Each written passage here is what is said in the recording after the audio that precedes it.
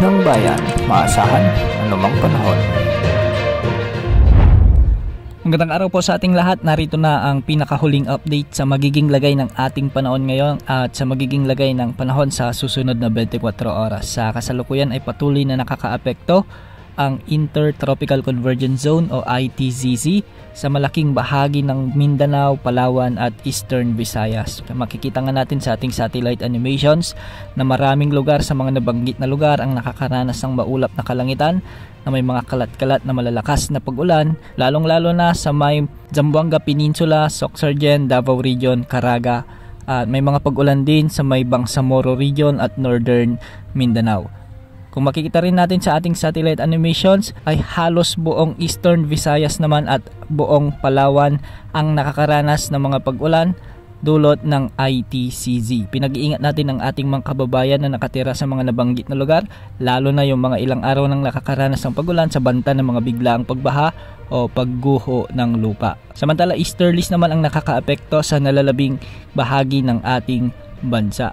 Ngayong hapon, asahan ang pag-iral ng mga thunderstorms na siyang posibleng magdulot din ng malalakas na pag-ulan at pagguho ng lupa o di naman ay flash floods at landslides.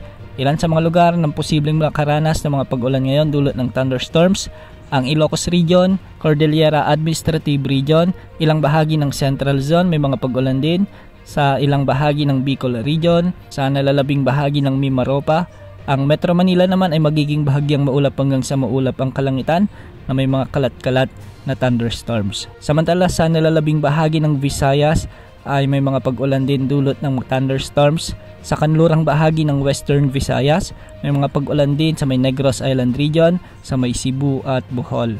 Samantalang sa Masbate ay magiging bagyang maulap din ang Papawirin na may mga kalat-kalat na mahinang pag-ulan dulot pa rin ng thunderstorms. Samantala, wala pa rin tayong na-monitor na LPA o bagyo na posibleng pumasok o makaapekto sa ating kapuluan sa susunod na 3 hanggang 5 araw. Wala ring nakataas na gale warning sa alinmang bahagi ng ating karagatan, kaya malaya pa rin ang ating mga kababayang mangingisda na pumalaot. Base naman sa latest Tropical Cyclone Threat Potential Forecast ng Pag-asa ay posibleng may mamuong sama ng panahon sa susunod na linggo, ngunit mababa naman ang tsansa nitong lumakas bilang bagyo. Ayon naman sa latest wind outlook ng GFS model, posible namang magkaroon ng bagyo o sama ng panahon at tatawirin nito ang malaking bahagi ng Visayas at Kalakhang Luzon sa susunod na mga linggo. Sa ngayon malayo pa at matagal pa, kaya posible pang magbago ang ipinapakita ng wind outlook na ito.